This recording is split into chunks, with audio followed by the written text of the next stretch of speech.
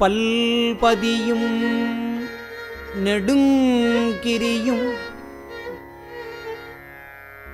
படர்வனமும் சென்று அடைவார் செல்கதி முன் அளிப்பவர் தம் திருக்காரிக்கரை பணிந்து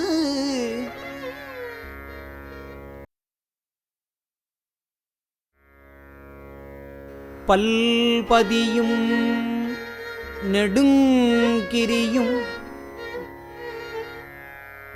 படர்வனமும் சென்று அடைவார் செல்கதி முன் அளிப்பவர் தம் திருக்காரிக்கரை பணிந்து பல்பதியும் நெடுங்கிரியும் படர்வனமும் சென்று அடைவார் செல்கதி முன் அளிப்பவர் தம் திருக்காரிக்கரை பணிந்து. திருச்சிற்றம்பலம். அனைவருக்கும் என் அன்பான வணக்கம். மண்ணில் நல்ல வண்ணம் வாழலாம் வைகளும் எண்ணில் நல்ல கதைக்கு யாதுமோர் குறைவில்லை. கண்ணில் நல்லத்துறும் கழுமல வானகர் பெண்ணில் எல்லாரோடும் பெருந்தகை இருந்ததே. திரு ஞானசம்பந்தருடைய பாடல் வரை. மண்ணில் நல்ல வண்ணம் வாழ முடியும், இது திருமுறை நமக்கு சொல்லுவது. இப்போ இந்த காணொளியில் ஒரு 27 பாகமாக வரிசையாக வருது. நம்ம தொண்டை மண்டலத்தில் கைலாச கோணை நம்ம கண்ணப்பனார், அது நம்ம கைலாச கோணையிலேருந்து வரிசையாக வந்து அது ஒரு 8 பாகம் 9 பாகம். அதுக்கு பிறகு வந்து வளைகுளம். இந்த வளைகுளத்தில் வந்து நம்ம இல்லும் பொருளும் இருந்த மனையளவே சொல்லும் மயலால் பிடிப்பளவே நல்ல கிளைகுளத்து நீரளவே கிட்டியே நெஞ்சே வளைகுளத்துள் ஈசனையே வாழ்த்து என்று ஐயடிகள் காலவர் கோன் அந்த பாடல் வளைகுளத்து ஈசனை வாழ்த்த வேண்டும் என்று சொல்லுது இல்லையா. அந்த இடத்துல ஒரு 8 பாகம் 9 பாகம் ஆச்சு. அதுக்கு பிறகு வந்து காரைக்கால் அம்மையார் முக்தித்தலம் 27 பாகமாக இந்த காணொளிகள் வந்து கொண்டு இருக்கிறது என்று சொன்னால், காரைக்கால் அம்மையார் முக்தித்தலம் திரு ஆலங்காடு. இந்த திரு ஆலங்காட்டில் வந்து இப்போ நம்ம 27 பாகம் முடிஞ்சதுன்னா இப்போ 28வது எது என்று சொன்னால் திருக்காரிக்கரை. இந்த தொண்டை மண்டலத்தில் திருக்காரிக்கரை. நம்ம நாவுக்கரசர் இந்த தென் திசையிலிருந்து வட திசை நோக்கி பயணப்பட்டு காலத்தி போகிற வழி, வடக்க கைலாயம் போகிறார் இல்லையா நாவுக்கரசர். இந்த வழியாக போகிறப்போ திருக்காரிக்கரை அந்த மலை பல்பதியும் நெடுங்கிரியும் படர்வனமும் சென்றடைவார் செல்கதி முன் திருக்காரிக்கரை பணிந்து தொல்களையன் பெரும்வேந்தர் தொண்டர்கள் பின் உம்பர்குடாம் மல்கு திருக்காலத்தி மாமலை வந்தெய்தினார். நம்ம நாவுக்கரசர் நம்ம காஞ்சிபுரம் அப்படியே வரிசையாக நம்ம தொண்டை மாநிலத்தில் காஞ்சிபுரம், நம்ம திருவள்ளம், திருமாப்பேறு, கோவம், நம்ம தக்கோலம், அப்படியே அந்த செய்யாறு, இதெல்லாம் அந்த பகுதியில் வந்து நாவுக்கரசர் அந்த வழியாக வரும்போது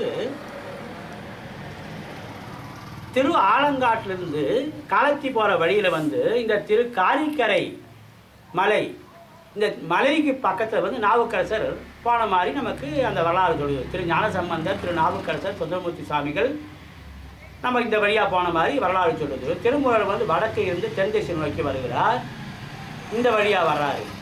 அப்படி வரும்போது பல்பதியும் நெடுங்கிரியும் படர்வனமும் சென்றடைவார் செல்கதி முன் திருக்காரிக்கரை பணிந்து. இந்த திருக்காரிக்கரையில் அந்த சிவபெருமானாரை வணங்குகிறார். அவர் மட்டுமா பாருங்க, அனுமன் இந்த மூலத்தானத்திலிருந்து சுவாமி காசிலிருந்து கொண்டு வந்த லிங்கம் சிவலிங்கம், ராமேஸ்வரம் போக வேண்டிய லிங்கம் இங்கே வந்து தங்கி போச்சு.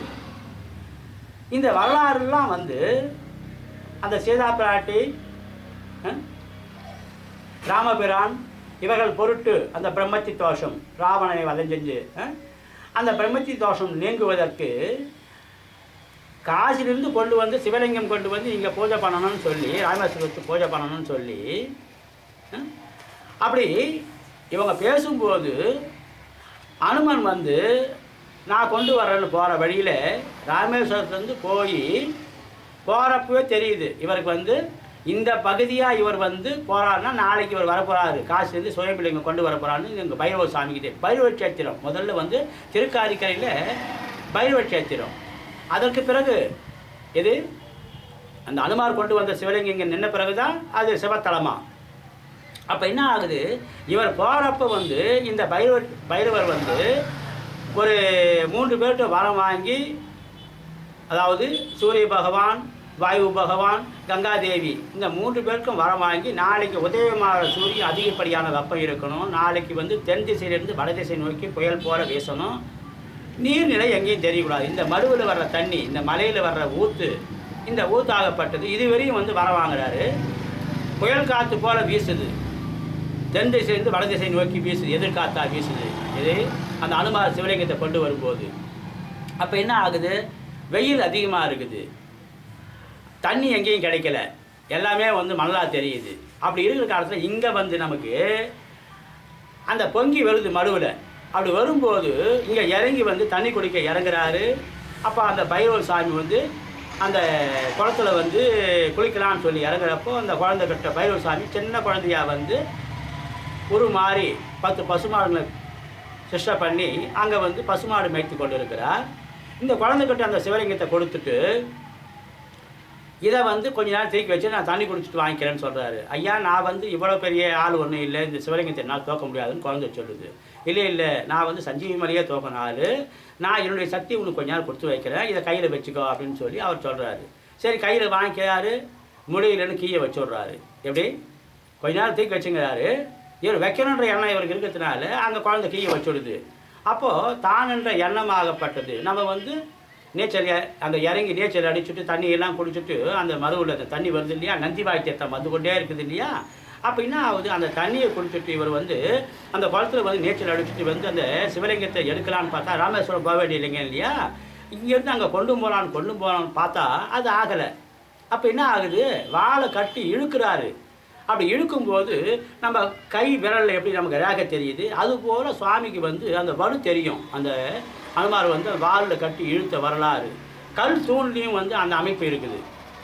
அந்த அம்மா கோயில் மகதாம்பிகை அந்த அம்மா கோயிலுக்கு எடுத்தாப்பே அந்த கல் தூணில் இருக்குது அந்த அமைப்பு. கல்லில் வந்து அந்த சிற்பங்கள்லாம் வேலைப்பாடுகள் நல்லா இருக்கும். அப்போ என்ன ஆகுது, இவர் வந்து கை கூப்பி வணங்க எடுக்க முடியல, சுவாமி எடுக்க ஆகலை, ராமேஸ்வரம் போக வேண்டியில்லைங்க, போக முடியல அன்றைக்கி. சரி தானன்ற எண்ணம் குறைஞ்சதுன்னா இல்லை ஆச்சு. சரி அதுக்கு பிறகு அது அங்கே தெரியுது, சீதா பிராட்டிக்கும் ராமபிரானுக்கும் தெரியுது, ஆழி மணல் எடுத்து அங்கேயே கணவன் பேச்ச மனைவி கேட்கணும் அப்படின்ற ஒரு முறை அங்கே வருது. அப்படின்னாக்கா ஆழி மணல் எடுத்து அங்கேயே மணல் செஞ்சு அந்த ராமபிரான் வந்து அந்த சிவ பூஜை செய்து சரி காலதாமதமாக கைகூப்பி வணங்கி மறுபடியும் வந்து காசி போய் அங்கேருந்து சுயம்பிள்ளைங்க கொண்டு வந்து காலதாமதமாக வைக்கிறாங்க. அதனால தான் வந்து ஆழி சீதா பிராட்டி செய்த ஆழி மணல் எடுத்து செய்த சிவலிங்கம் ஒன்று, காலதாமதமாக போய் வச்சது ஒன்று. அவங்க மொத்தம் 2 லிங்கத்துக்கு பூஜை. எங்கள் ராமேஸ்வரத்தில் காசிலிருந்து கொண்டு வந்த லிங்கம் இங்கே தங்கி போச்சு, ராமேஸ்வரம் போக வேண்டிய சிவலிங்கம் இங்கே தங்கி போச்சுன்னா இந்த குளத்தில் முழுகுனாக்கா நல்லது. எப்படி நல்லது, அந்த முழுகுதல் என்பது அறியாமலேனும் அறிந்தேனும் செய்து செரிகின்ற தீவினைகள் எல்லாம் நெறி நின்று நன்முகில் சேர் காலத்தினாதன் அடிப்பணிந்து பொன்முகலி ஆடுதலும் போம். காலத்தில் வந்து அந்த வடக்கு நோக்கி பொன்முகலி ஆறு போகுதுன்னா அந்த பொன்முகலி ஆறு நீர் முழுகிட்டு இறை வழிபாடு செய்தால் நல்லது என்று கைலை பாதி காலத்தி பாதி நக்கிர தேவனார் அழகாக சொல்கிறார் இல்லையா. அதுபோல் இந்த குளத்தில் முழுகிவிட்டு அந்த இறை வழிபாடு செய்யும்போது நம்முடைய வல்வினைகள் தீரும், நம்முடைய மனது வந்து திருகலாகிய சிந்தை திருந்தலாம். அதான் அதோடைய சிறப்பு. எத்தனையோ எண்ணங்கள் வருது நமக்கு, வந்து எண்ணங்கள் நல்ல எண்ணமும் வருது, நல்லது அல்லாத எண்ணமும் வருது. எது செயல்பாட்டுக்கு வருது, ஒரு பசுமாடு மேய்க்கிறாங்க, கிராமத்தில் வேலை செய்கிறாங்கன்னா அவங்க செய்ய வேண்டிய பணியை செய்யறதுனால தான் நமக்கு உணவு கிடைக்குது. பசுமை புரட்சி, வெண்மை புரட்சி இதெல்லாம் எப்படி ஒரு 100 வருஷத்துக்கு முன்னே நமக்கு என்ன மக்கள் தொகை, அன்றைக்கி 30 கோடி மக்கள் தொகை, இன்றைக்கி 130 கோடியை தாண்டியாச்சு. பசி பட்டினி பஞ்சம் ஆங்கிலேய அரசு ஆண்ட காலத்தில். இப்போ 130 கோடி தாண்டி ஆச்சு. இப்போவும் நமக்கு வந்து அந்த மாதிரி ஒரு குறைபாடுலாம் இல்லை. நம்ம நாட்டுக்கு தேவையான உணவுக்கான இன்னும் அதிகப்படியாக வெளிநாட்டுக்கு கூட ஏற்றுமதி பண்ணுற அளவுக்கு நமக்கு வந்து விளையுதுன்னா எப்படி விளையுது? மண்ணில் நல்ல வண்ணம் வாழலாம் வைகளும் எண்ணில் நல்ல கதைக்கு யாதுமோர் குறைவிலை கண்ணில் நல்ல தூரம் கழுமல வளர்நகர் பெண்ணில் நல்லாரோடும் பெருந்தகை இருந்தது. அதனால் வந்து இங்கே காசி ராமேஸ்வரம் போய் வந்த புண்ணியம் இந்த குளத்துல மூழ்கி அந்த இறை வழிபாடு செய்யும் போது காலதாமதமே வச்சதுனால அங்கே 2 சிவலிங்கத்துக்கு அங்கே பூஜை ராமேஸ்வரத்தில். அதனால் வந்து ஒரு குறிப்பிட்ட வயது ஆச்சுன்னா ஆகலைன்ற எண்ணம் வருது இல்லையா நமக்கு. காசி ராமேஸ்வரம் போய் வர ஆகாதுப்பா இன்னும் அப்படின்னு சொல்கிறோம் இல்லையா. அப்படிப்பட்டவர்கள் வந்து இந்த சிவத்தலத்தில் வந்து நம்ம இறை வழிபாடு செய்யும் போது என்ன ஆகுது? அது சிறப்பு. ஏன்னா திருமுறையாசிரியர் சொன்னது இதெல்லாம் நம்ம கருத்து ஒன்றும் இல்லை. மண்ணில் நல்ல வண்ணம் வாழ முடியும். எப்படி சீர்காழியில் பிறந்த திரு ஞானசம்பந்தர் மதுரைக்கு வரும்போது கேள்விப்பட்டு சிவபாத இருதயர் வர்றாரு. அம்மா நல்லா இருக்கலாங்களா கேட்கலாம் தானே? இல்லை, சீர்காழி பெருமானார் மிகச்சிறப்பாக. ஏன்னா நம்ம ஆடல் வல்லான் சிவபூஜை. ஏன்னா சுவாமிக்கு வந்து எது குளிர்ச்சி என்றால் சிவபூஜை செய்வது குளிர்ச்சி. சிவ வழிபாடு அபிடேக பிரியர். நம்ம சுவாமி வந்து அபிடேக பிரியர். சீர்காழியில் உமையம்மையோடு சிவபெருமானார் நலமா என்று நலம் விசாரிக்கிறார். தந்தை வரும்போது அந்த ஏன்னா பிறந்த மண்ணுக்கு ஒரு பெருமை. சீர்காழியில் திரு ஞானசம்பந்தர் பிறந்தாருன்னா அந்த சீர்காழி பெருமானாருக்கு அந்த சிவபூஜை அபிடேக பிரியர். நம்ம சாமி வந்து நம்ம எப்படி கண்ணப்பனான வந்து சிவபூஜை பண்ணார், பொன்முகரி ஆற்று தண்ணியை கொண்டு போய், அதுபோல் சுவாமிக்கு வந்து அன்பாக பூஜை செய்யும் போது புண்ணியம் செய்வார்க்கு பூ உண்டு நீர் உண்டு. ஆமாம், புண்ணியம் செய்வார்க்கு, செய்தார்க்குன்னு சொல்லலை, செய்வார்க்கு. இனிமேட்டும் செய்யலாம். எத்தனையோ காலம் வேணா போச்சா, போகட்டும். இப்போ இனிமேல் புண்ணியம் செய்வார்க்கு பூ உண்டு நீர் உண்டு அப்படின்னா சிவபூஜை செய்வது எவ்வளவு நல்லது. பொருட்பற்றி செய்கின்ற பூசணைகள் போல் விளங்க செருப்புற்ற சீரடி வாய்கலசம் ஊனமுதம் விருப்புற்று வேடனார் சேடுவரிய மெய்குளிர்ந்து அங்கு அருட்பெற்று நின்றவா தொல்நோக்கம் ஆடாமோ. மதுரைக்கு தந்தை வர்றாரு. மகன் வரும்போது அந்த நம்ம மகன் திரு ஞானசம்பந்தர் வந்து நம்ம மதுரைக்கு வரும்போது அதை கேள்விப்பட்டு தந்தை வருகிறார் சீர்காழியிலிருந்து. சிவபாத இருதயர் நனிப்பள்ளியில் பிறந்த பகவதி அம்மையார். சரி, பகவதி அம்மையார் வரலாங்க மதுரைக்கு. தந்தை வந்து வந்தார். தந்தை கிட்ட என்ன கேட்கலாம்? சாதாரண குழந்தை, என்னம்மா என்னப்பா அம்மா வீட்டுன்னு வரலையா கேட்குறோம் நம்ம. தந்தை மட்டும் வந்தாருன்னாக்கா சீர்காழி பெருமானார் நலமா என்று சொல்லுகிறார். மண்ணில் நல்ல வண்ணம் வாழலாம் வைகளும் எண்ணில் நல்ல கதைக்கு யாதுமோர் குறைவில்லை கண்ணில் நல்ல துரும் கழுமல வளர்நகர் பெண்ணில் நல்லாரோடும் பெருந்தகை இருந்ததே. கழுமலம் அதாவது நம்ம சீர்காழிக்கு எத்தனை பெயர்கள். அந்த சீர்காழி பெருமானாருக்கு சிவபூஜை மிகச்சரியா நடக்குதா? அந்த நலம் அறிவது. ஏன்னா இப்போ நம்ம கிராமத்துங்கள் என்ன பண்ணுவோம், நம்ம உங்கள் ஊர் ஏரியில் எவ்வளோப்பா தண்ணி இருக்குதுன்னு கேட்குறோம். 6 மாத பயிர் பண்ண முடியுமா, இல்லை 3 மாத பயிர் பண்ண முடியுமா கேட்குறோம் இல்லையா? அந்த ஏரி நிறைய தண்ணி இருந்தால் 6 மாதம் வரும்ப்பா, கோடை காலமெல்லாம் தண்ணி ஒன்றும் பஞ்சம் இல்லை அப்படின்னு சொல்லி. இப்போ நம்ம பிச்சாட்டூர் ஏரியில் எவ்வளோ தண்ணி இருக்குது, எவ்வளோ விவசாய நிலத்தில் வந்து விளையுது, எத்தனை அழகான அந்த விளைநிலங்கள். நம்ம இது வடதிருமுல்லை வாயில சொல்லுவார், பொன்னலம் கழனி புதுவிரை மருவி பொறி வரி வண்டு இசைபாட அன்னலம் கமல தவிசின் மேல் உறங்கும் அளவன் வந்து உலவிட செந்நெல் நம் கழனி சேர் திருமுல்லை வாயிலாய் திருப்புகழ் விருப்பால் பன்னல தமிழால் பாடுவோர் கருளாய் பாசுபதா பரஞ்சுலரே சொல்றாரு இல்லையா? பொன்னகையை அடுக்கி வச்சிருக்கோமா அந்த ஏரிக்கரைங்கயா, அந்த நிலமெல்லாம் வந்து விளைஞ்சி நிற்குது, அந்த விவசாய நிலத்தில் விளைஞ்சு நிற்குது. பொன்னகையை அடுக்கி வச்சுக்குமா, வரப்பே தெரியல. இந்த வயல் அந்த வயல், அந்த நெல்மணிகள் அப்படியே வளைஞ்சு நிற்குது, வரப்பு தெரியாத அளவுக்கு. பொன்னலம் கழனி புதுவிரை மருவி பொறி வரி வண்டு இசை பாட. இந்த வண்டுகள் இசை பாடுகின்றன. ஒவ்வொன்றும் ஒரு சுவை இல்லையா? பண்ணும் பல ஓசை தமிழ் அவையுமாய் சிவம் தோலிசை துளை இசை தாள இசை நரம்பிசை கண்ட இசை. இசையில் எத்தனை இசைகள்?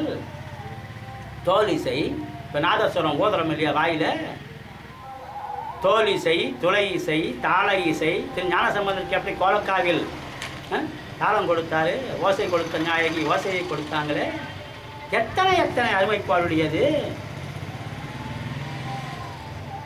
பண்ணுக்கு இசை பாலுக்கு சுவை கண்ணுக்கு ஒலி கருத்துக்கு திரு ஐந்தெழுத்து விண்ணுக்கு மழை வேதத்துக்கு சைவம் மண்ணுக்கு கோயில். எத்தனை எத்தனை சிவத்தலங்கள், காடு மேடெல்லாம் இந்த பகுதியெல்லாம் வந்து நாவுக்கரசர் வந்து போன வழி இல்லையா? வடக்கிருந்து திருமுருகர் இந்த வழியாக வந்திருக்காரு தென் திசை நோக்கி. தெற்கிருந்து நம்ம திரு ஞானசம்பந்தர், திரு நாவுக்கரசர், சுந்தரமூர்த்தி சாமிகள் இவங்கெல்லாம் வந்து வடக்கு போயிருக்கிறாங்க, திரும்பி வந்தாங்க. இதெல்லாம் வந்து பெரிய வரலாறுகள். அத்தனை எத்தனை. இப்போ திரு ஞானசம்பந்தனுடைய ஒரு பக்குவம் எப்படி? நனிப்பள்ளி முற்றுணை ஆயியானை மூவர்க்கே முதல்வன் தன்னை சொற்றுணை ஆயியானை ஜோதியை ஆதரித்து உள்ளுணர்ந்து உருகி ஊறி உள்கசிவு உடையவருக்கு நற்றுணை ஆவர் போலும் நனிப்பள்ளி அடிகளாரே. ஐயாட்டு ஊர் திரு ஞானசம்பந்தனுக்கு ஐயாட்டு ஊர். விளையாத பாறை நிலம் விளையும் பூமியாக மாறியதே திரு ஞானசம்பந்தனுடைய பாதம் பட்ட பிறகு. அந்த மண்ணுக்கு ஒரு தன்மை வந்தது. எத்தனை விளைநிலமாக நெய்தல் நிலமாக காரைகள் கோகை பதிகம் பாடி மாற்றினாரே. ஏன்னா மண்ணில் வந்து அந்த சிராச்சத்து அதிகமாகணும். மண்ணில் சிராச்சத்து ஆகுந்தானே. அத்தனை முற்றுணை ஆயியானை மூவர்க்கு முதல்வன் தன்னை சொற்றுணை ஆயியானை ஜோதியை ஆதரித்து உள்ளுணர்ந்து உருகி ஊறி உள்கசிவு உடையவருக்கு நற்றுணை ஆவர் போலும் நனிப்பள்ளி அடிகளாரே. உள்ளுணர்ந்து உருகி ஓரணுமா, திருமுறையில் ஓரணும். ஏன்னா திருமுறை பாட்டு தான் அச்சனை பாட்டியே யாம். ஏன்னா நம்ம வீடு கூட பாருங்க, ஏன்னா குறைபாடு இருந்தால் அந்த குறைபாடு நீங்கும். நிலம் விளையாத நிலம் விளையும். திருமுறை பாட்டு பாடணும். விளக்கு மேலே உட்காந்து திருமுறையை பாடு, விளையும் பூமியாக மாறுது பாரு. ஆமாம். ஒரு சில மண்ணெல்லாம் வந்து சவுட்டு மண்ணுன்னு சொல்லுவாங்க. அது என்ன சவுட்டு மண்? அந்த மண்ணுக்கு வந்து விளையும் பூமியாக இல்லாமல் சவுட்டு மண்ணாக இருந்ததுன்னா எப்படி நனிப்பள்ளி பகவதி அம்மையார் பிறந்த மண் விளைநிலமாக மாறுச்சு? அப்படி விளைநிலமாக மாறும்போது என்ன ஆச்சு? அதுக்கு பிறகு விளையுது. அதான் அந்த விளைநிலத்துக்கு உண்டான ஒரு விளைஞ்சால் தானே அந்த நிலத்துக்கு பெருமை. அப்படி விளைநிலமாக மாறுது இல்லையா? திரு ஞானசம்பந்தர் வந்து ஐயாட்டு ஊருக்கு போகிறப்போ தாயார் பிறந்த மண் பகவதி அம்மையார் பிறந்த மண் விளையும் பூமியாக மாறுச்சு. விண்டொழிந்தன நம்முடைய வல்வினை தொண்டரோடு இனித்திருந்தவர். அதனால் வந்து அடியார் கூட்டத்தோடு சேர்ந்து நம்ம இறை வழிபாடு செய்யறதுக்கு நம்ம வந்து நல்லா வந்து அந்த ஒரு விருப்பம் வரணும் நமக்கு. ஆர்வம் உடையவர் காண்பர் அரண் தன்னை ஈரம் உடையவர் காண்பர் இறையடி. ஏன்னா பெரிய நம்ம தொண்டை மண்டலத்திலிருந்து பெரிய புராணத்தில் போனாருன்னாக்கா சேக்கியார் பெருமான் சோழ பேரரசின் முதலமைச்சராக இருந்து திரு தொண்டர் புராணம் பாடினாரு. நம்ம தொண்டை மண்டலத்திலிருந்து போய் இந்த பெரிய புராணத்து எத்தனை திருத்தொண்டர் புராணம் பெரிய புராணமா. அந்த பாண்டிய நாட்டின் பிரதம மந்திரியாகவே இருந்து மாணிக்கவாசகர் திருவாசகம் பாடினார். அந்த ஒவ்வொன்றும் அந்த ஒரு அமைப்பெல்லாம் நம்ம நல்லா கவனிக்கணும். வேலை நித்திரை யாத்திரை பிழைத்தும் என்று சொல்லுவார் மாணிக்கவாசகர். என்ன வேலை செய்து கொண்டு இருக்கிறோம்? என்ன வேலை செய்கிறோம்? ஒரு சங்கம வழிபாடு, குரு வழிபாடு, லிங்க வழிபாடு. நம்ம என்ன செய்து கொண்டு இருக்கிறோம்? அடியார் கூட்டத்தோடு வர்றது ரொம்ப எளிது தானே. குரு வழிபாடு, சரியான குரு கிடைக்கணும் நமக்கு. சரி, லிங்க வழிபாடு. இப்போ கண்ணப்ப நாளாருக்கு லிங்க வழிபாடு கிடைத்தது என்றால் அது இறை அருள். ஏருடைய மலரால் முனைநான் தொழுது என்று திரு ஞானசம்பந்தர் சொல்றாரு. அதுபோல பல பிறவியில் செய்த புண்ணியம். சரி, ஆனால் சங்கம வழிபாடு ஆகும் தானே. வேலை நித்திரை யாத்திரை பிழைத்தும் என்ன வேலை செய்து கொண்டிருக்கிறோம்? வேலை செய்யணும் இல்லையா? ஏன்னா வேலை செய்கிற உடம்பு சேவை ஏறும், சும்மா இருக்கிற உடம்பு செல்லு பிடிக்கும். பாருங்க, நம்ம வீட்டுங்களில் இப்போ இந்த கதவு இருக்குதுன்னாக்கா, இந்த கதவு நம்ம பாட்டு நம்ம தலகாதியும் மூடாதையும் இருந்தாக்கா அது அப்படியே துரு பிடிச்சிவிடும். எப்படி திறக்கவும் முடியாது, மூடவும் முடியாது. அப்படியே அந்த ஈர காற்று பட்டு அந்த இரும்பு அந்த கீழுங்கள்லாம் அப்படியே ஒட்டிங்க போடும். அப்போ என்ன ஆகுது? வேலை செய்கிற உடம்பு ஒரு தேக்கு மரம் இருக்குதுன்னாக்கா அது மேலும் மேலும் வளருது, சேவையாக இருக்குது. நீ அந்த தேக்கு மரத்தை அந்த கட்டையை அந்த மரத்தை அறுத்து கீழ் போட்டால் அதுக்கு பிறகு வளர போகிறதில்லை. சேவை ஏறுமா? கட்டையில் சேவை ஏறுமா? செல்லு பிடிக்கும்.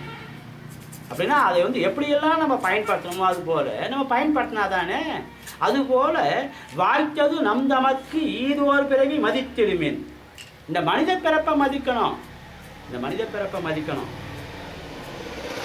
தேன்பழ சோலை பயிலும் சிறுகுயிலே இது கேள் நீ, வான் படித்து இம்மண் புகுந்து மனிதரை ஆட்கொண்ட வல்லல். சுவாமி நம்மளை எப்படி ஆண்டுகிறாரு அதனால நினச்சி பார்க்கணும். நம்ம ஆண்டுகிறாரு இல்லையா நம்மளை? ஏன்னா எப்படி சிவபெருமான் அந்த வந்திக்கிழவி பழைய மண்வெட்டி கொண்டு சொல்லுகிறார், எந்த அளவுக்கு சிந்தனை பண்ணுறாரு. ஏன்னா ஏன் சுவாமிக்கு புதிய மண்வெட்டியா கிடைக்கலையா? ஆகந்தானே புதிய மண்வெட்டி. அப்படி இல்லை, நல்ல வேலை செஞ்ச அனுபவம் இருக்குது. என் மம்முட்டியே தேஞ்சு போய்க்குது. சிவபெருமானை கொண்டு போன அந்த மம்முட்டி வேலை செய்து செய்து அது அரை மம்முட்டி முக்கால் மம்முட்டி ஆகி போச்சு. தேஞ்சு போன மண்வெட்டியை கொண்டு போகிறாராம். கிழவி தன் பங்கு அந்த மண் அடைக்கணும்னா அந்த வைகை நதி, அதெல்லாம் கொஞ்சம் பெரிய வரலாறாக போகும். அப்படின்னா என்ன பொருள்? பிட்டு நேர்பட மண் சுமந்தார் சாமி. அந்தம்மா எவ்வளோ பிட்டு போட்டால் சாமி கொடுத்தாரோ அதுக்கு ஏற்ற மாதிரி பிட்டு நேர்பட மண் சுமந்தார் சாமி. அந்த செய்கிற செயல்பாட்டுங்க நம்ம ஒரு பக்குவம் வரணும். வேலை செய்கிறோமா, வேலை நித்திரை யாத்திரை பிழைத்தும் என்று திருவாசகம் சொல்லுதுன்னா, நம்ம வேலை செய்கிறது எந்த அளவுக்கு வேலை செய்கிறோம்? வேலை செய்யணும் இல்லையா? நம்முடைய வாழ்நாளில் வேலை செய்யணும். வேலையா கூலியான்னா முதல்ல வேலை செஞ்சால் கூலி தானாக கிடைக்கும். வேலையை செய்யாத இருந்தால் எப்படி கூலி கிடைக்கும்? ஆடி அமாவாசை தை அமாவாசை விதைக்கணும்னா நிலத்தை உழுதணும், முன்கூட்டியே பக்குவப்படுத்தணும், விதைக்கணும், பயிர் பாதுகாப்பு செய்யணும், அப்போ தானே விளையும். அதான் சரி. வேலை நித்திரை, அது என்ன நித்திரை? தூங்கும்போது ஓய்வு எடுக்கும்போது ஓய்வு எடுக்கணும் இல்லையா? இல்லை உடல்நலக்குறைவு ஏற்படும் இல்லையா? இந்த மூளை சுகவீனம் அடையும் இல்லையா? ஒரே ஒரு பதம், ஒரு வரி, வேலை நித்திரை யாத்திரை பிழைத்தும். தூங்கும்போது தூங்கணும், ஓய்வு எடுக்கும்போது ஓய்வு எடுக்கணும். எதுக்கு சொன்னாங்க பெரியவங்க? அதனால தான் பெரியவங்கெல்லாம் அந்த மாதிரிலாம் ஒரு செயல்பாடு. ஒரு தூக்கம் தூங்குறோம்னா கூட நம்ம மூளை சுகவீனம் அடையாமல் தூங்கி எழுந்தா பாருங்க, நல்ல சிந்தனை வரும். விடியற்கால எழுந்துக்கிறோம்னா அந்த விடியற்கால எழுந்துக்கும் போது என்ன ஆகும்? நமக்கு புதிய புதிய சிந்தனைகள்லாம் வரும். ஒரு திருமுறை பாட்டு விடிகால குழந்தைங்கள்லாம் கூட பாருங்கள், படிக்கும் குழந்தைங்கள்லாம் விடியற்கால எழுந்து படிக்கும்போது அந்த குழந்தைக்கு நல்லா மனசில் பதியும். அந்த மூளை சுகவீனம் இல்லாமல் நல்லா ஓய்வு எடுத்தாச்சு, இரவு தூங்குறோம், விடியற்கால எழுந்து படிக்கும்போது என்ன ஆகும்? அது உள்வாங்கும் தன்மை அதிகமாக இருக்கும். அதான் நித்திரை. வேலை நித்திரை யாத்திரை பிழைத்தும். யாத்திரைனா சிவத்தல யாத்திரை போயிட்டு வரணும். பாருங்கள், இந்த தொண்டை மண்டலத்தில் இந்த பிச்சாட்டூருக்கு பக்கத்தில் திருக்காரிக்கரை, இந்த திருக்காரிக்கரை கடங்கலூர் திங்கள் காரிக்கரை கைலாயம் என்று சொல்லுவார். டி இடையாறில் எங்கள் சுந்தரருடைய திருப்பாட்டில் டி இடையாறு, திருவண்ணாமலை பக்கத்தில் திருக்கோளூர் பக்கத்தில் டி இடையாறில் சுந்தரருடைய திருப்பாட்டில் சொல்லும். என்ன சொல்லுது? கடங்கலூர் திருக்காரிக்கரை கைலாயம் என்று சொல்லுவார். அப்படின்னா அத்தனை சிறப்பானது.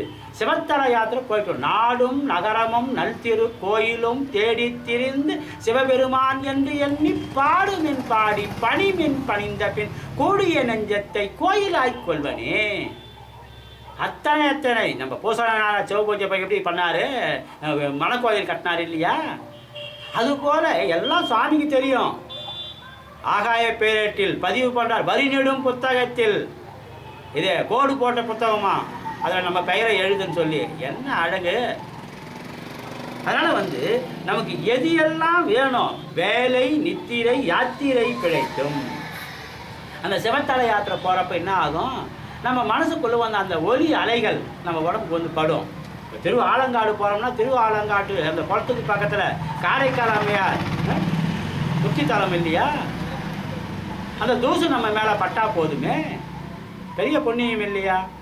திரு ஞானசம்பந்தர், நாவுக்கரசர், சுந்தரமூர்த்தி சாமிகள் எத்தனை திருமுறை பாடலாம் பாடியிருக்கிறாங்க.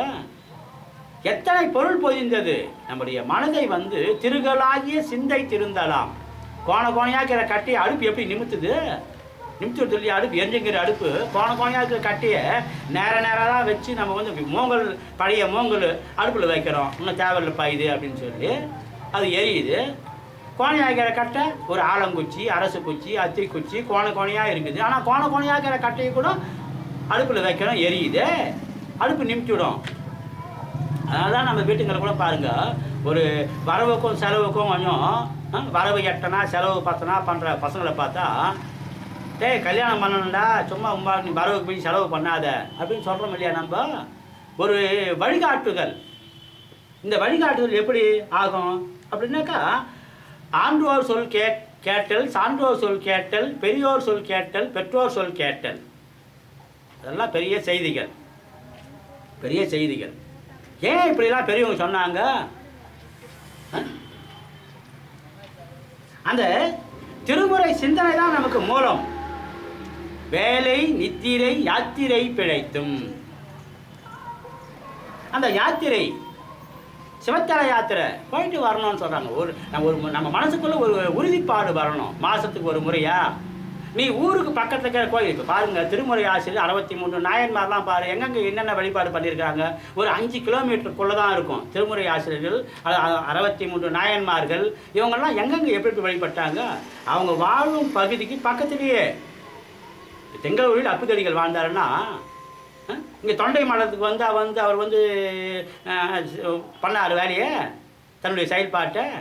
அவர் வாழும் பகுதியிலே, இப்போ திருநின்ற ஊரில் பூசனார் வாழ்ந்தாருன்னா அந்த பகுதிக்கு அவர் மனக்கோயில் கட்டினார், அவ்வளோதான். அந்த மாதிரி ஞானிகள் வந்து இப்போ திரு ஞானசம்பந்தர், திரு நாவுக்கரசர், சுந்தரமூர்த்தி சாமிகள்லாம் வந்து ஊராக சென்று திருவாசகம் ஒவ்வொரு திருப்பெருந்துறையிலையும் திருவண்ணாமலையிலையும் திருக்கடுகுன்றத்துலேயும் எத்தனை சிறப்பு. இறையருள் எப்படியெல்லாம் அவனுக்கு அமைஞ்சது நமக்காக தானே. இங்கிருந்தே பாடுறாரு. இந்த மலைக்கு பக்கத்தில் தான் காலத்தி மலை. இந்த திருக்காரிக்கரை மலைக்கு பக்கத்தில் வந்து திரு காலத்தி மலை. அந்த மலையில் இருந்து அங்கிருந்தே பாடுறாரு. பரியே சுமந்து உடல்வீர், பரி நரி கீறுவது அறியீர், குறி கூவிய குற்றம் கொள்ளும் நாளால் அறமுலவே அறிவானிலும் அறிவான் நல நறு நீரொடு சோறு கிரிபேசி நின்று இடுவார் தொடுகேதாரம் எண்ணீரே. என்ன சொல்றாரு? பரியே சுமந்து உடல்வீர். இங்கிருந்தே பாடுறாரு. கேதாராமில் வாழ்ந்த மக்கள் எப்படிப்பட்ட மக்கள் என்று சுந்தரருடைய திருப்பாட்டு. திரு ஞானசம்பந்தரும் சுந்தரரும் வந்து காலத்தியோடு நிற்கிறாங்க, இங்கிருந்தே பாடுறாங்க. ஆனால் நாவுக்கரசர் போகிறாரு வடக்கு நோக்கி, கைலாயத்தை நோக்கி போகிறாரு. பரியே சுமந்து உடல்வீர், பரி நரி கீறுவது அறியீர், குறி கூவிய குற்றம் கொள்ளும் நாளா அறமுலவே. ஆமாம், நம்முடைய வாழ்நாள் எத்தனை நாள் தெரியல. எப்போ பிறந்தோன்னு தெரியுது, இன்னும் எத்தனை நாள் இருக்குது தெரியலையே. அதனால் நம்ம செய்ய வேண்டிய பணியை இந்த ஊர் உடம்பில் உயிர் இருக்கும்போது தான் செய்ய முடியும். இந்த ஊர் உடம்பை மிகச்சரியாக கவனிக்கணும். எளிமையான சங்கம வழிபாடு என்பது. இந்த சங்கம வழிபாட்டில் ஏன்னா சைவ அன்பர்கள் சித்தாந்த கொள்கைகளை வகுத்து தனிமனித சமுதாய வாழ்வுக்கு வழிகாட்டியவர்கள். ஆமாம், நம்ம சைவ சமயம் எப்படிப்பட்ட சித்தாந்த கொள்கைகள், பண்டும் இன்றும் என்றும் சித்தாந்த கொள்கை. எப்படி திருக்குறளில் வந்து ஒரு பதத்தை மாற்ற முடியுமா, இல்லை ஒரு வரியை மாற்ற முடியுமா, ஒரு எழுத்தை மாற்ற முடியுமா? அதான் தமிழுடைய சிறப்பு. இலக்கண இலக்கியத்தோடு தொல்காப்பியத்திலிருந்து எத்தனை பாடல்கள், எத்தனை பாடல்கள். அந்த மாதிரி வந்து ஒரு செயல்பாடெல்லாம் வந்து அமைஞ்சதுன்னாக்கா எப்படி அமைஞ்சது தமிழில்? சைவ அன்பர்கள் சித்தாந்த கொள்கைகளை வகுத்து தனிமனித சமுதாய வாழ்வுக்கு வழிகாட்டியவர்கள்.